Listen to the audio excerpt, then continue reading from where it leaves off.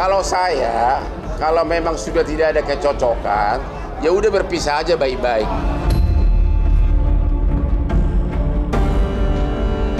Apa yang disampaikan oleh Mbak Im itu ada dalam gugatan.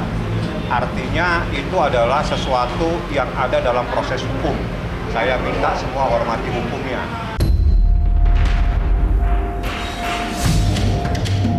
Kalau pintar si suami, harusnya itu dipakai sebagai alasan pertengkaran terus-menerus. Kalau hanya mengatakan ada perselingkuhan, berat pembuktiannya.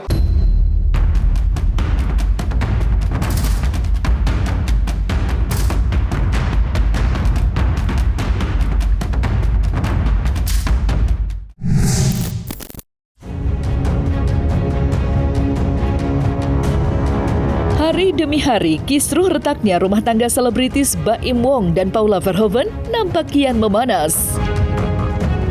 Terutama pasca terkuaknya rentetan fakta-fakta soal gugatan cerai talak Baim Wong di Pengadilan Agama terkait adanya dugaan orang ketiga yang menjadi akar dari tercetusnya kata cerai.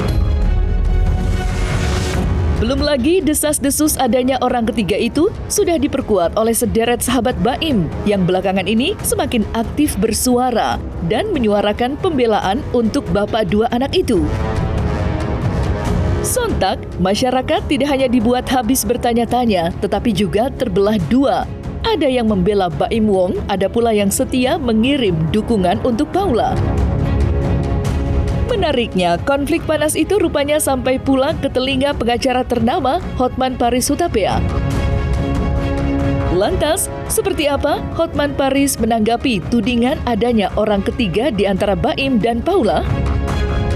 Serta bagaimanakah pula reaksi Hotman mendengar kandasnya pernikahan mereka berdua? Kalau saya, kalau memang sudah tidak ada kecocokan, ya udah berpisah aja baik-baik. Berpisah baik-baik karena untuk ngurus cerainya pun gampang. Caranya begini, bilang aja sudah tidak cocok, bertengkar terus-menerus, ya udah. Kan menurut undang-undang kan pertengkar terus-menerus adalah alasan perceraian. Setelah saya bikin habis itu dapat pasangan baru, banyak pasangan baru ini. Seperti ini, tinggal kan. Bang, jangan saling menjelekan, ada anak kan? Jangan saling menjelek, ini jago nih. Ada anak soalnya, jejak rekam media sosial kan Ya. bisa hilang. Saya nggak menanggapi yang begituan, yang jelas apa yang disampaikan oleh Mbak Im itu ada dalam gugatan. Artinya itu adalah sesuatu yang ada dalam proses hukum. Saya minta semua hormati hukumnya.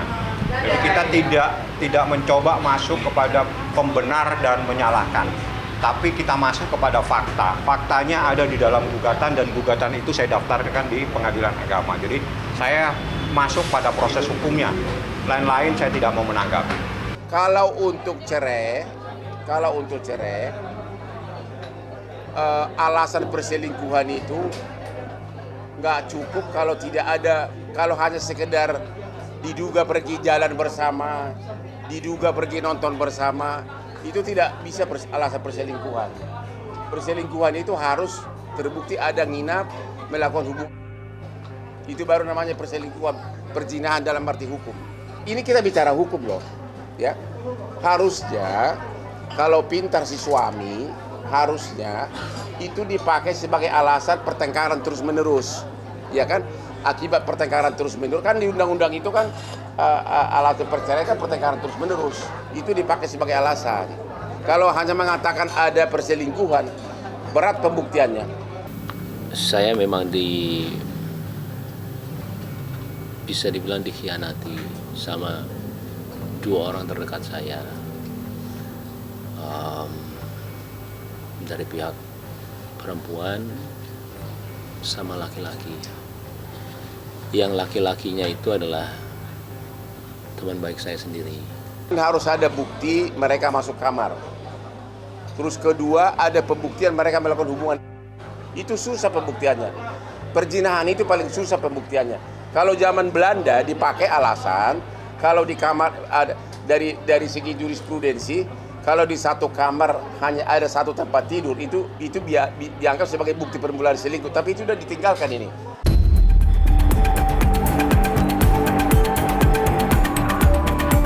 Kisah pilu kandasnya hubungan rumah tangga Baim dan Paula memang membuat masyarakat terbelah menjadi dua. Terlebih lagi, sikap Baim dan Paula berbeda jauh, bagaikan langit dan bumi, di mana Paula Verhoeven memilih untuk menutup rapat-rapat mulutnya, meski pihak Baim seperti tidak ada habisnya buka suara.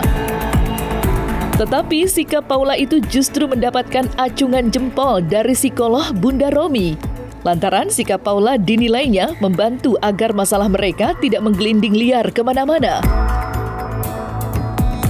Di lain sisi, Paula pun mendapat dukungan dari konten kreator Tengku Zanzabella yang mengaku sampai terbawa emosi melihat aksi Baim Wong belakangan ini. Lantas, apa yang membuat Tengku Zanzabella begitu vokal membela Paula?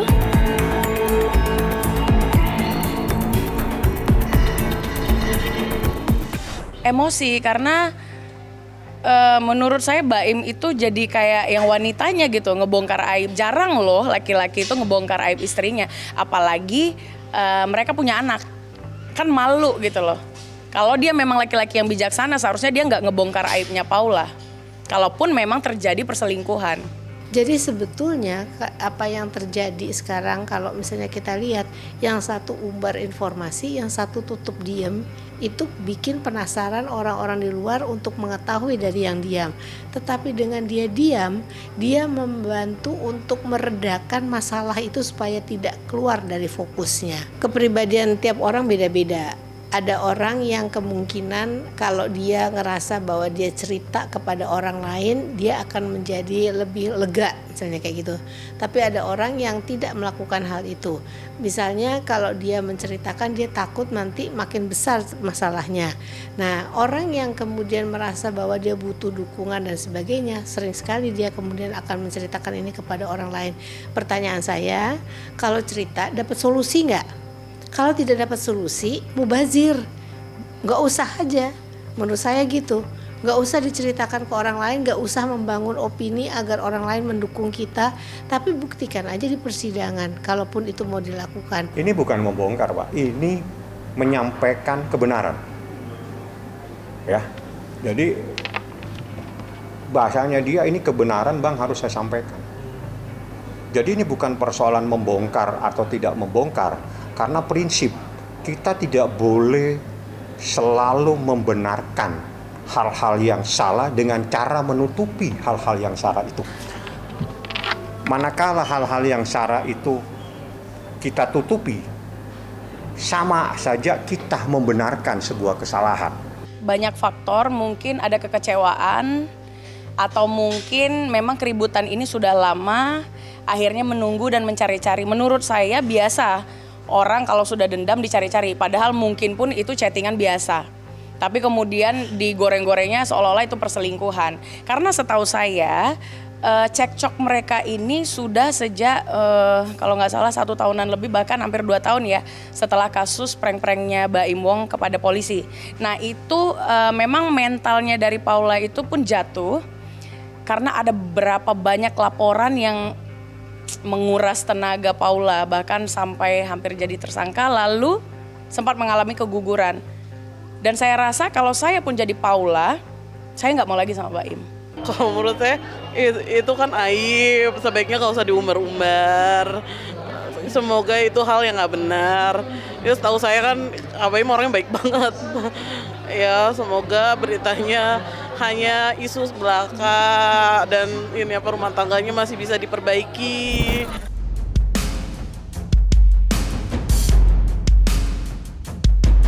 Di sisi lain, sosok orang ketiga yang digadang-gadang menjadi akar dari keretakan rumah tangga Baim dan Paula sudah mulai mengerucut ke sebuah nama berinisial N. Ya, ia disebut sebagai rekan kerja Baim Wong di dunia bisnis, alias salah satu orang kepercayaannya di kantor. Hal itu pertama kali dicetuskan oleh rekan selebriti sekaligus sahabat Baim Wong, yakni Vista Putri. Yang mana ia pun memberikan sedikit bocoran tentang ciri-ciri orang tersebut. Selain itu, dikabarkan pula jika sosok N itu pernah menempati kediaman Baim. Uniknya, di tengah ramai desas-desus tentang sosok N itu, Satria Mulia muncul dan membongkar habis siapa sosok N itu sebenarnya.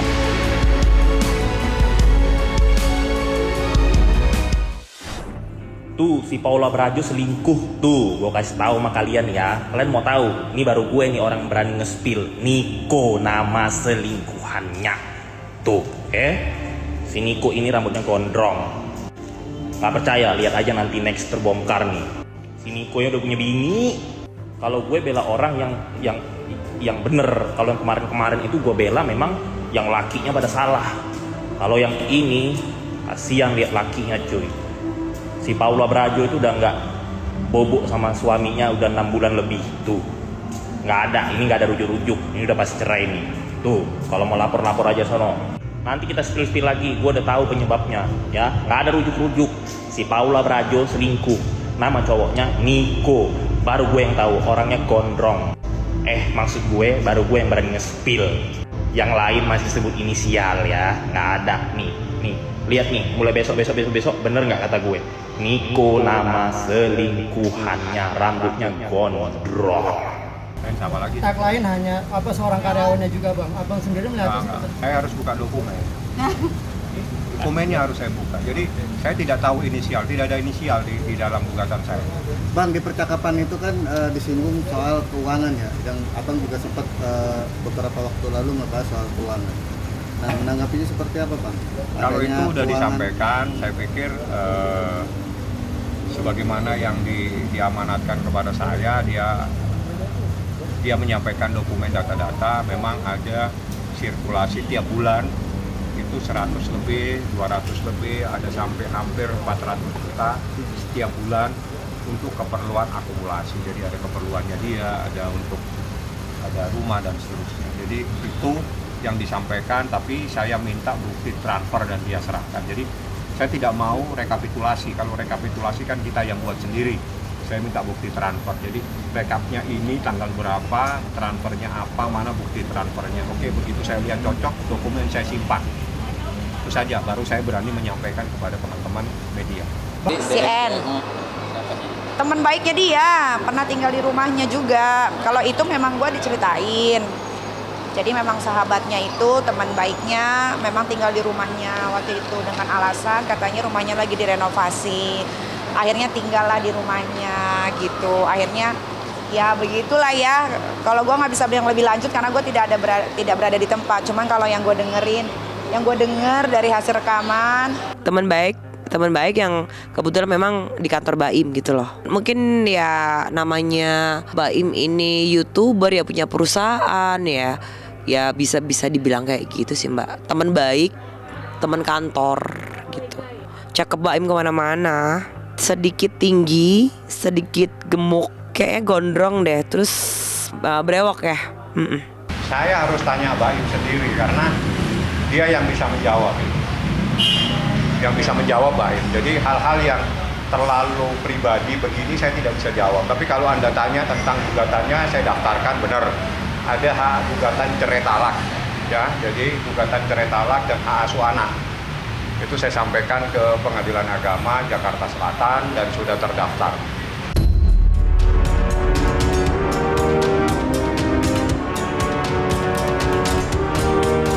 Terlepas dari huru-hara yang ada, sidang perdana perceraian Baim Wong dan Paula kini sudah berada di depan mata.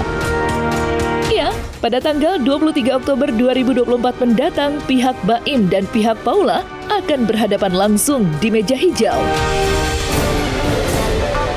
Sayangnya, hingga detik ini belum ada konfirmasi secara langsung apakah Paula Verhoeven akan hadir secara langsung atau tidak. Namun sebaliknya, Baim Wong hampir dipastikan akan hadir secara langsung. Hal itu diutarakan oleh kuasa hukumnya Fahmi Bahmid ketika ditemui beberapa saat yang lalu.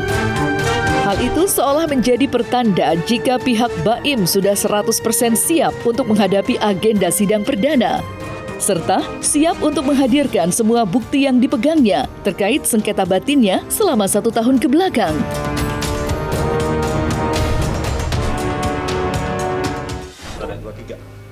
Iya, 23. Langsung. 23 enak, langsung ke Baim. Langsung ke Baim. Apapun yang terjadi ke depannya, saya sama pengacara saya, ya kita sudah siap apa yang terjadi. Ya, paling itu aja, punten banget, saya nggak akan ada pertanyaan. Saya tahu kemana-mana. Sekali lagi maaf buat semua wartawan. Ya, udah itu aja sih. Saya tidak mau mendahului proses di persidangan. Anda ikutin saja tanggal 23. Saya sudah diminta sama Baim, kita tidak membahas ini sampai tanggal 23. Kalau urusan itu, jadi 23 Anda bisa tanya langsung kepada Baim karena ini sensitif sekali. Yang tahu dia, yang bisa menjelaskan dia. Saya akan membahas secara hukum proses persidangannya seperti apa. Tanggal 23 Baim itu pasti harus hadir sesuai dengan surat edaran. Sekali lagi, mungkin saya tidak akan sering untuk ngobrol gini sama kalian ke depannya. Maaf, saya sengaja sekarang begini supaya clear aja. Saya juga saatnya kali ya, bukan membersihkan nama saya, kayak sampai sekarang saya nggak tahu ini keputusan yang benar atau enggak. Karena kan saya harus bilang kalau memang ada ketidakjujuran itu. Semoga Baim sama wanita itu mendapatkan titik terangnya itu seperti apa gitu. Jadi yang terbaik aja lah. Saya juga mendoakan yang terbaik aja. Dan even aku pun juga tahu semuanya, tapi aku nggak bisa ngomong ya di sini. Biarlah lawyer ya Mbak, please. Biarlah lawyer sama Mbak M sendiri yang bicara. Sidang hari Rabu jam 9 pagi. Baim Muhammad Ibrahim kemarin sudah saya temui dan kita ngobrol. Saya bilang karena ini terkait dengan surat edaran Mahkamah Agung, kamu wajib hadir. Saya siap Bang jam berapa sampai jam berapa, biar saya meluangkan waktu khusus untuk hadir dalam perkara ini. Saya bilang kamu hadir sebelum jam 9, kamu tunggu sampai selesai. Biasanya itu kita ikutin proses yang ada di Pengadilan Agama Jakarta Selatan. Pertama itu pasti adalah memeriksa dokumen. Ya, hakim pasti akan memeriksa dokumen majelis, pasti ditanya pihaknya apa benar, karena ini perkara gugatan cerai terkait dengan sengketa batinia seseorang. Majelis hakim pasti akan bertanya benar tidak kau mengajukan gugatan ini. Ya kalau misalkan Mbak minta tolong ke saya untuk menjadi saksi atau menemani atau bagaimana ya nggak apa-apa. Ya memang saya memang tahu semuanya gitu. Dan itu memang bukti nyata dan rekaman-rekaman itu memang saya juga punya gitu.